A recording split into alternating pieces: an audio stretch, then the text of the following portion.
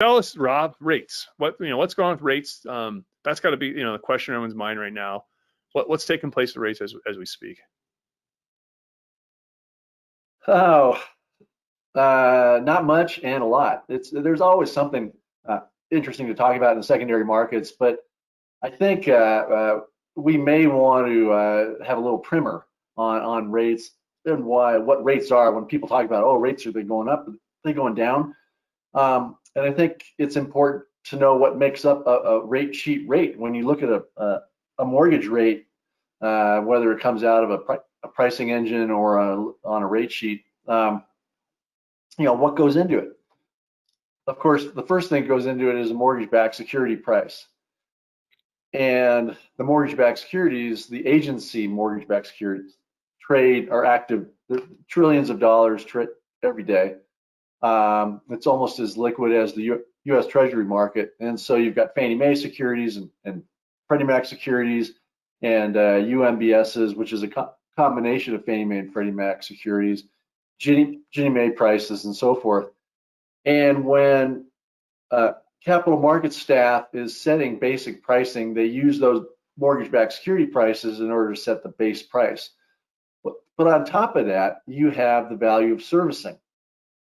Servicing does have value. And if you recall back in March and April, because of the CARES Act and what is going to happen to the value of servicing, what's going to happen to Ginnie Mae servicing, what's going to happen to FHA and VA, delinquencies, foreclosures, and so forth, the value of servicing of those products basically went down to zero.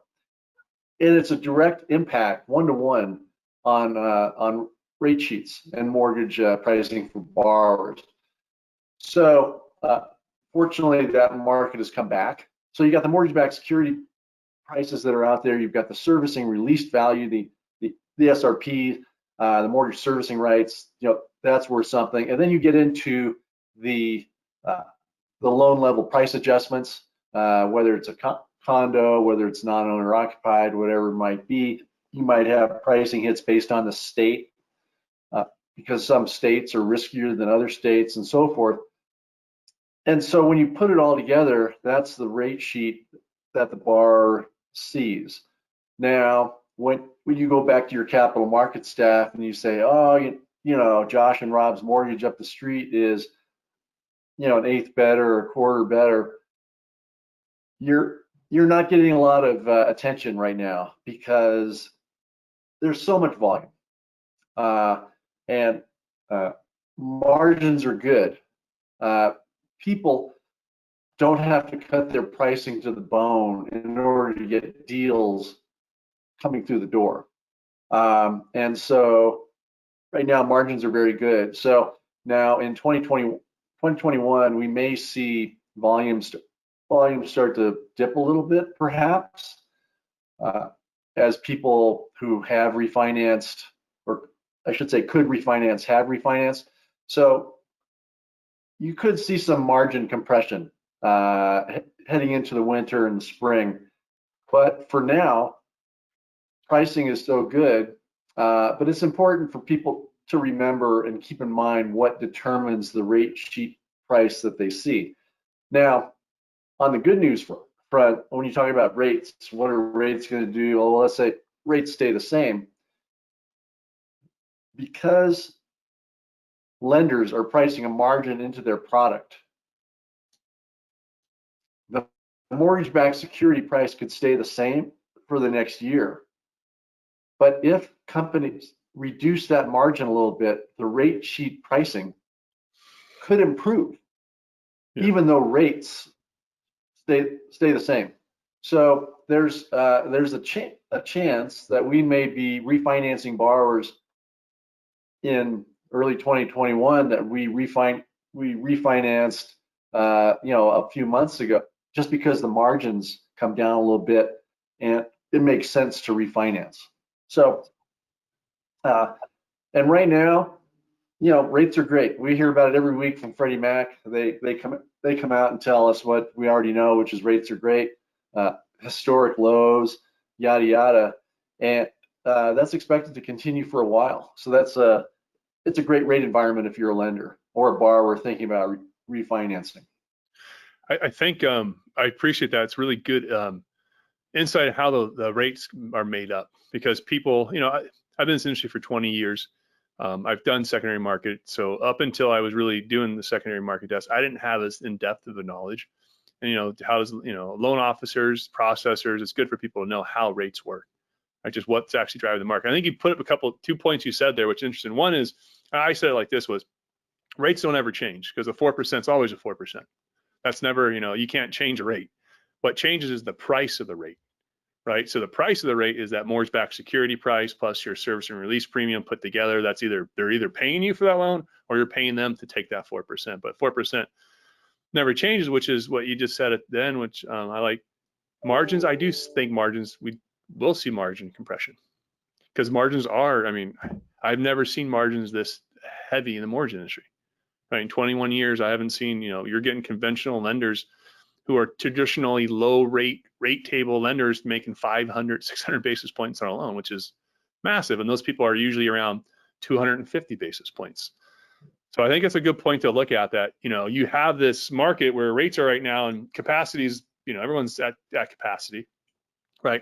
We're seeing lenders this month they've just ramped up and now they're staying at this number where they're here. So I think capacity will start catching up. We've been hiring. So lenders are going to be looking for more business through the winter months and through spring. And maybe you're right. You could literally refinance someone because you're making 600 basis points, and then then 4 months later you can go refinance and make 300 basis points and still be profitable. And I think we will see a kind of good amount of that. With these rates, I think. So the risk, people want to know next year, right? This year's been a great year. Been just, everyone's growing, making money, hoping people are investing in technology, right? And investing for the future. But what's the headline risk for rates next year? I know the Fed is really ultimately, the Fed's what's keeping rates low right now. What, how is that working? And what do you think other risks are in the marketplace for next year? Well, you touched on a lot of topics there. I'd like to talk about technology. There went Myrtle, the cat. I wasn't fast enough to grab her. You're right. The Fed has been buying mortgage-backed securities and treasuries, mortgage-backed securities to the tune of billions of dollars every day. And for a while there, when they first introduced quantitative easing, it was a way of controlling the demand, because securities prices, the price of your house, the price of my 79 Datsun hatchback in the driveway here, my primary vehicle, it's all controlled by supply and demand. Oil, supply and demand. Gold, supply and demand. Supply and demand is a great thing. So when the Fed is in buying billions of dollars of mortgage-backed securities every day, they are increasing the demand for product. And when you increase the demand, the price tends to go up, and given a given amount of supply, rates will drop because the prices are going up. So there was talk. Every once in a while, somebody will say something like, "Well, gosh, what happens when the Fed stops buying mortgage-backed security? Then what?" That's a legitimate question. But for right now, the Fed seems very content with its asset purchase programs. It lends a lot of stability to our market. They were very quick, they being the Fed, it was very quick to step in March and April. That's right. When we had all that volatility. And so they did, the Fed and the Federal Reserve Board, the Federal Reserve presidents didn't want a repeat of 2008, 2009, 2010. So they stepped right in with and helped stimulate, I should say, supply or add to the demand for securities, increase stability. Congress, of course, passed the CARES Act, which helped with stimulus money for a lot of people around the nation. And so the government was relatively quick to act in March and April. When you talk about the event risk or what might be a big risk in 2021, we've had the election. Joe Biden has made his policies relatively clear. It appears that, I'm sure there are people on the phone who will disagree, but it appears that Biden will be the next president, and we'll probably have a divided government, which is actually a good thing. A balance of power is a good thing. The Democrats lost some seats in the House of Representatives. The Republicans still appear to be in control of the Senate. So that balance is a good thing. So I don't see a lot of event risk next year. We could be here a year from now and rates could be the same. If the economy continues to thump along, we could be here now. If a vaccine comes in, if suddenly, Josh, you can get a shot and you don't have to wear a mask and you can travel around, and you can go back to Africa and climb Mount Kilimanjaro again, then the economy will pick up some steam. Right now, the Fed, which is a lot smarter than I am, the Fed doesn't see that. The Fed has gone publicly said they're going to keep short-term rates the same through most, if not all, of 2021. And so we'll see what happens though with the economy, because none of us are immunologists. And when you throw health into it, it's really, and then you put politics on top of health, things get convoluted, as we've seen. So, all bets are off if COVID goes away or if we have a viable vaccine in some relatively short period of time. But for the foreseeable future, rates should stay here, and lenders and vendors should benefit, and borrowers should benefit. Yeah, I agree. I think that if there is a vaccine, I don't know if that means rates jump up right away, because I think that would still, until the economy's back to moving, the housing market and the mortgage market specifically are one of the main drivers in this economy right now. They're still really the bright shining star. And if the government said, "Oh, vaccines out, let's pull off any quantity of these and let's not buy mortgage-backed security," we'd have rates jump. We'd have a 1% jump in a day or something. I mean, we had a massive jump in March when this took place because the market fell out. No one was buying anything, and the government stepped in, which was great. As you said, they stepped in quick, right? There's a lot of lenders through that time were financially in a lot of trouble because of the way the market moves so fast, right? And so they stepped in to create some liquidity for servicers, create some liquidity to buy mortgage-backed securities, keep rates stable.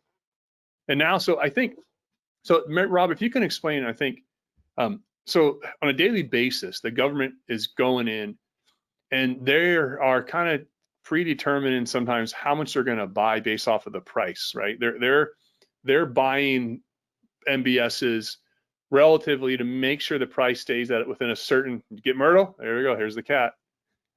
There she is. I don't think I've ever seen her before.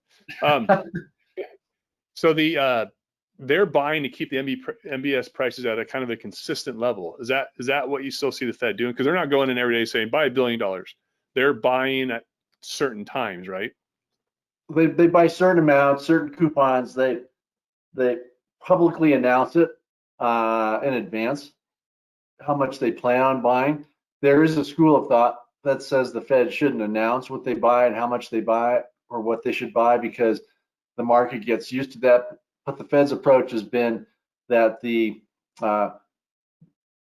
stability of telling people in the investment community ahead of time what they're going to do outweighs the other options. It's like a turn indicator.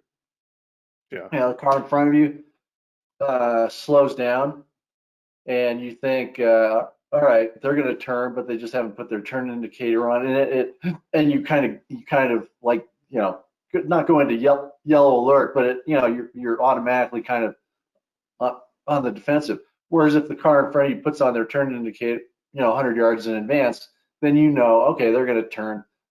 I can slow down now, or I can change lanes. So it just allows the market to prepare itself and to become accustomed to what the Fed is doing. That makes sense. I mean, I like it. It makes sense that it's market confidence. Right? That's right. And you're right. I guess if they didn't announce it, may change prices more drastically. On a day where they're buying and no one understands it, they're like, wow, there's really a demand today.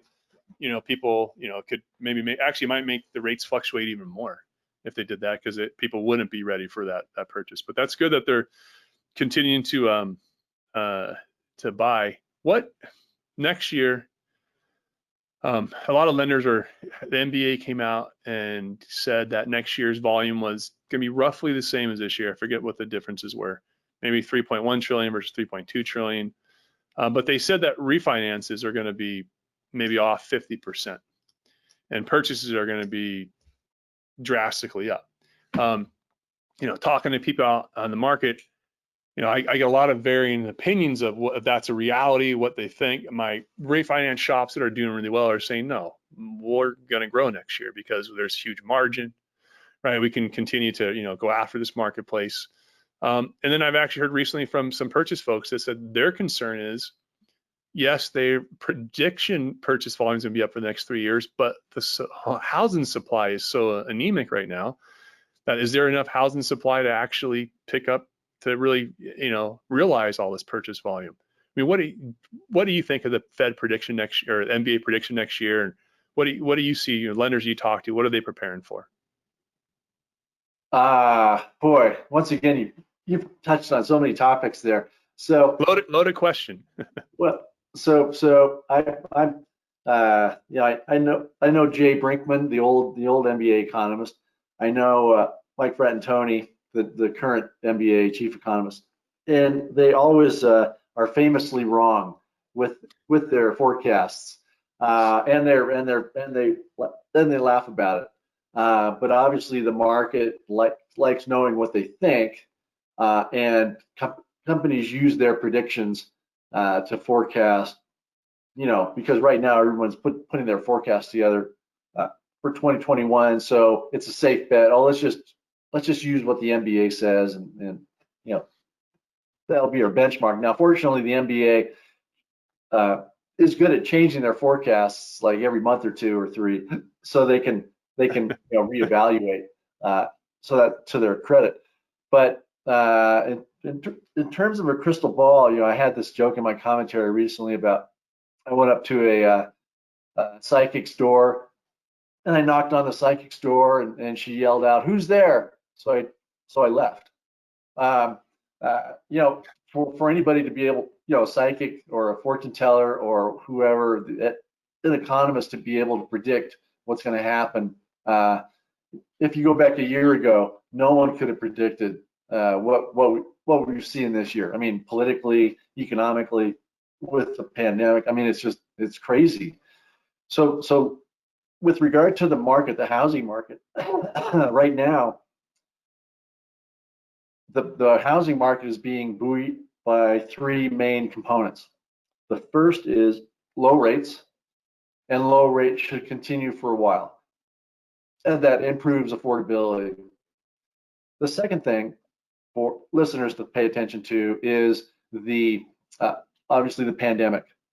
Homes have become more important than ever before.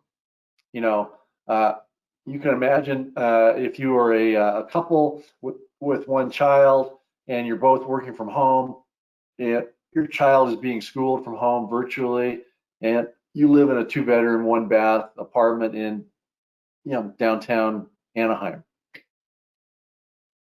Pick a place, Springfield, whatever. You want a home. So we have the pandemic. So we've got low rates. We've got people who can now work from home almost anywhere. And then the third thing, and the most important thing that's going on out there, is you've got, I think, 73 million people aged 25 to almost 40 who, if they don't own a home, they want to buy a home. Most of them don't own homes. And to the extent, it's interesting looking at these builder statistics about, oh, we're on pace to build, million homes this year or whatever it might be.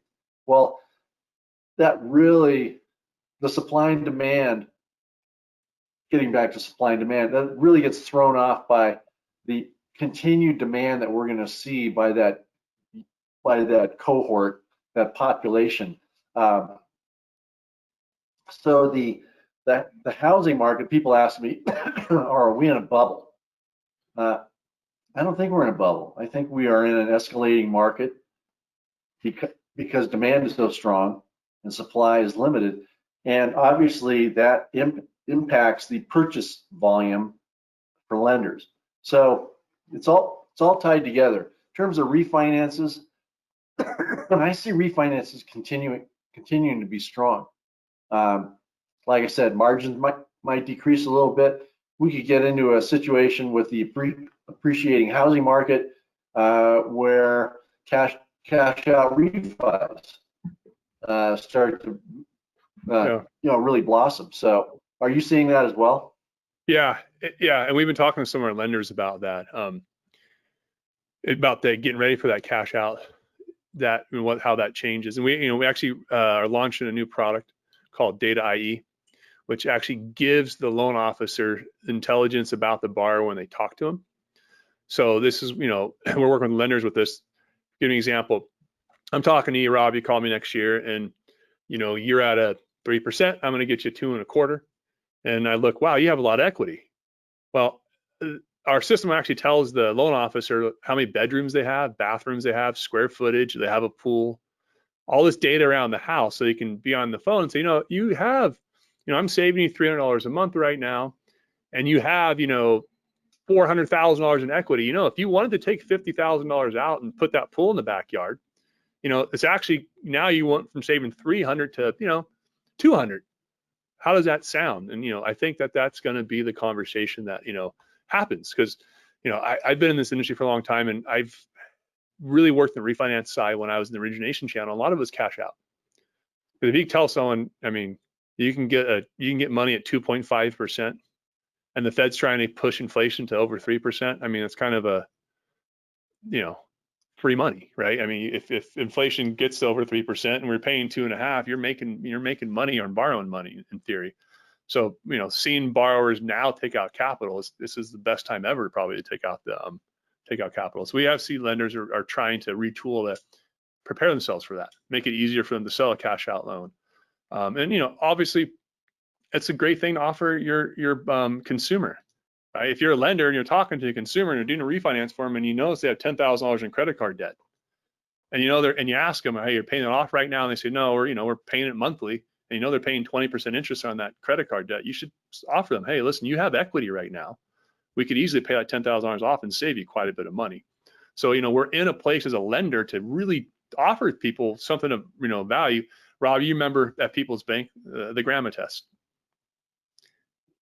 So, Rob, I know Rob from People's Bank. Rob was on the board at People's Bank. I was part of People's Bank as well. And so we had this thing called the Grandma test at People's Bank. And it was, how would you want your well-revered grandma to be treated, more or less, so what would you want? And I think if you're a lender, you should tell someone the complete financial picture that they're in. Those are the lenders I think are going to really grow next year. They're embracing technology, and they're really trying to provide something of value to their actual borrower. And that's how you get repeat transactions, is give something of value, especially if we're selling a commodity, because we are. Yeah, I would part of the question that you asked me a little bit ago was about what are lenders doing to prepare for the different environments. And I would say that the good lenders that I see out there, and I see a lot of good lenders, very good lenders, they are preparing in that they are adding a lot of technology. And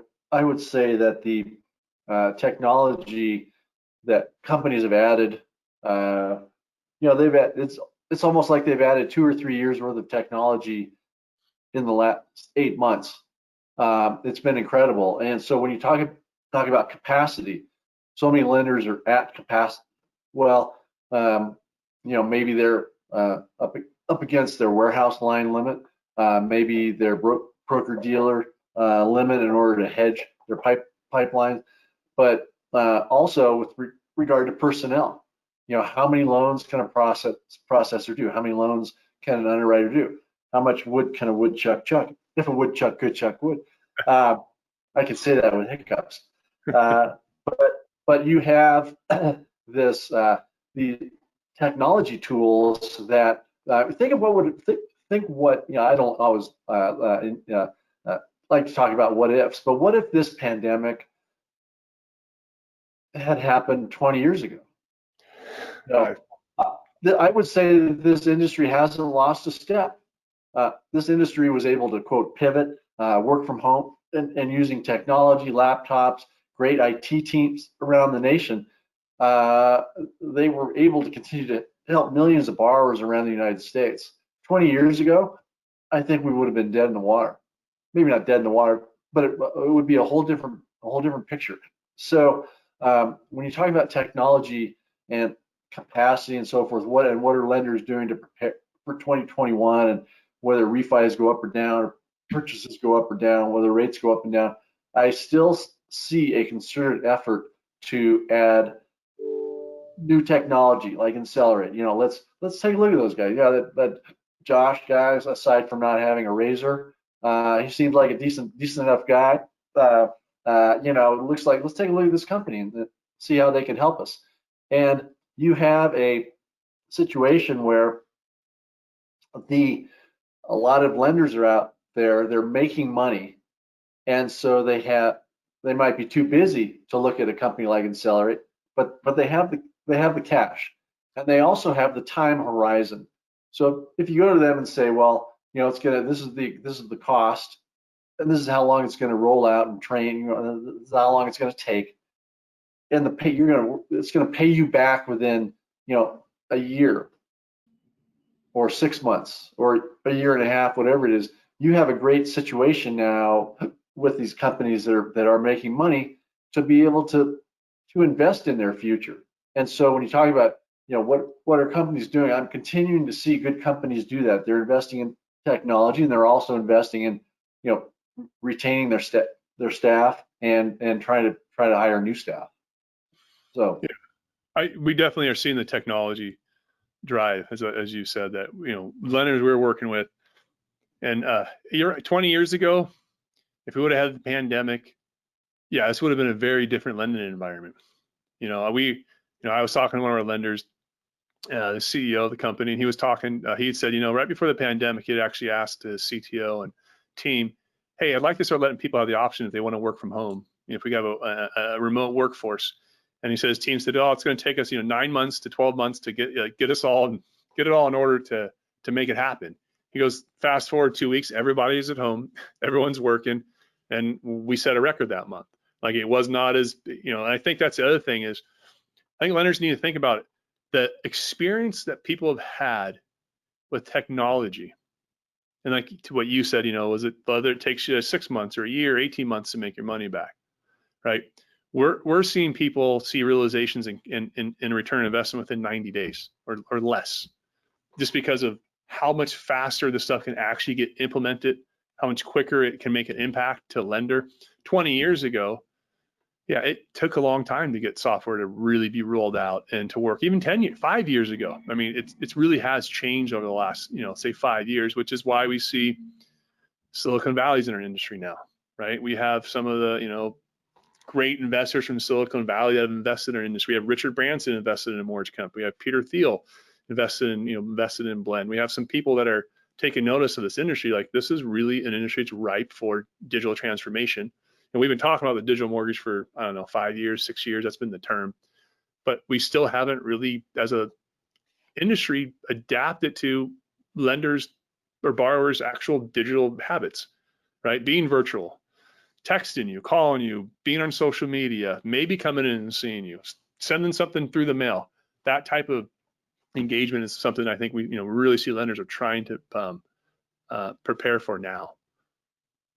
If you would give any tips about what you've seen as we're leaving here, just how a lender, what they should be looking at now to prepare. You said you should be looking at your volume. You should, what are the different things? Technology being one of them. Any other advice you would give lenders going into 2021? Well, I was gonna, yeah, actually I do, but I want to ask you a quick question first. because I think how you answer that may be how I answer that question. When you contact a potential new client, or when you are being introduced, or however that works, how do companies hear about Insellerate? Is it because they got a postcard in the mail? Is it because of an internet ad? Is it because of word of mouth, or somebody comes to work for them who worked for a company that used Insellerate? How do you make inroads at new companies? That's a great question. And it's actually goes to the same thing that the lenders are having. Our biggest source of business still to this date has been referrals. We get, that's been our biggest source. It's over 50% of our volume now. Last year was 80%, 20% was digital. This year it's 50% is digital, 50% is referrals.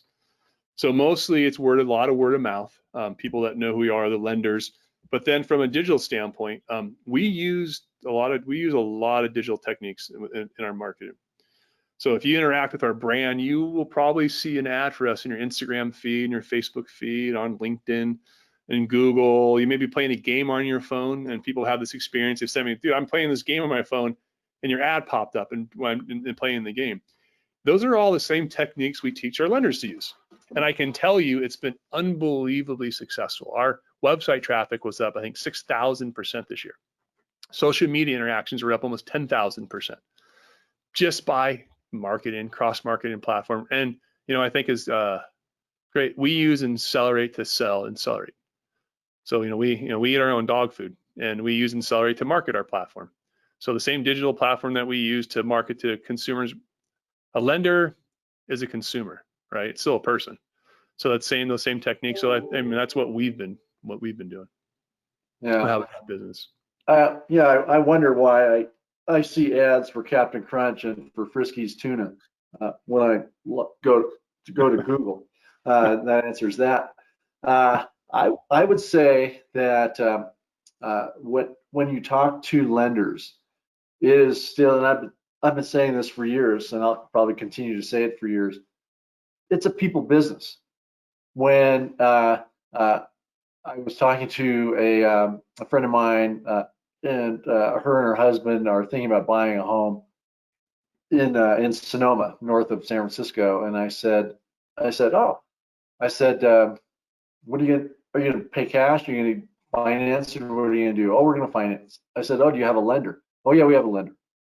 And I said, oh, well, how, where'd the lender come from? Oh, our real estate agent says they're great.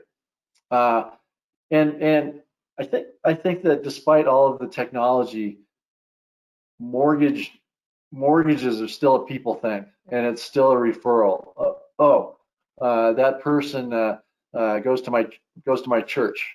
Oh, that loan officer, coaches my son's baseball team. Whatever it is, there's typically a personal connection. I'm very fond of saying, when you talk to a financial planner or a real estate agent, and you're talking about financing, they don't say just type in mortgage in the internet in a search engine and it'll be fine. It's typically, oh yeah, you need to talk to Josh Friend, or there's a warm handoff there. Yeah. And I receive emails every day. Hey Rob, can you introduce me to somebody here or somebody there? I feel like a switchboard operator sometimes, but it's a people kind of thing. And with people working remotely and working from home and quarantining, or whatever you want to call what we're doing now, it's even more important. I mean, that kind of warm handoff, that personal touch. People miss that. I went to a California MBA board retreat several weeks ago, and we were in this huge room. There were 20 of us in a huge room, and it was just genuinely nice to see people in our business, because we're in a good business, and generally everybody gets along. It was just nice to see that. And so when you talk about what lenders are doing to prepare for 2021, I don't know if they're doing anything much different other than focusing on reminding the origination staff about how important customer service is, not only from a regulatory perspective, like you don't want to take a borrower off and have them, report you to the CFPB, or that somebody drops the baton in the servicing handoff. Not only from that perspective, but just from a business perspective, the referrals, and to be able to not only deal with referrals, but answer the phone calls from previous clients who you refinanced 6 months or a year ago. I mean, that's a huge source. I was talking to a very successful loan officer a couple of weeks ago, and I asked her, like, where's your business coming from? And she goes, I'm so busy dealing with clients that I've done business with for years. I have no time to go out and get new business. I have no time for marketing. I don't need to do it because I'm so busy helping people that I already know. And so in that's an example of how important people are in this business, and it ties directly into what you were saying with regard to Insellerate and how word gets about your products and your services and so forth. So it's very, very important. So anyway, getting back to what they're doing, they are telling originators, look, focus on your business, focus on helping your clients, and yeah, we'll bring in technology, we'll do these other things, but you need to keep moving, and you need to deal with your past customers and the referral basis, and let's move forward, regardless of what happens politically, regardless of what happens with rates, regardless of what happens with business mix. Yeah, I think it's great advice, Rob. I think a lot of lenders don't really understand how much value is in their referrals and their past customers, right? The average lender right now, I think, is 19%, recapture rate. So, 4 out of 5 times to find a new lender, there's a lot of value in a transaction. Some people say each borrower is worth 8 transactions. I've seen some say 11. Whatever number it is. If you do that well, put technology in place now, that I think will serve lenders very well. Rob, I appreciate your time. We went a little bit over what we had planned, but I think everyone stayed on, and always great to hear from you, Rob. Great insights, enjoyable conversation. Tell Myrtle I said nice meeting her, and she's somewhere. Long gone. Right. You're right. Myrtle never lets any moss grow under her toes. She's like a shark, always moving forward. Always moving. I love it. Great, Rob. Thanks for your time. You have a great happy Thanksgiving, and we'll talk to you soon. Thank you, Josh. You too. Thanks for everyone tuning in. Goodbye.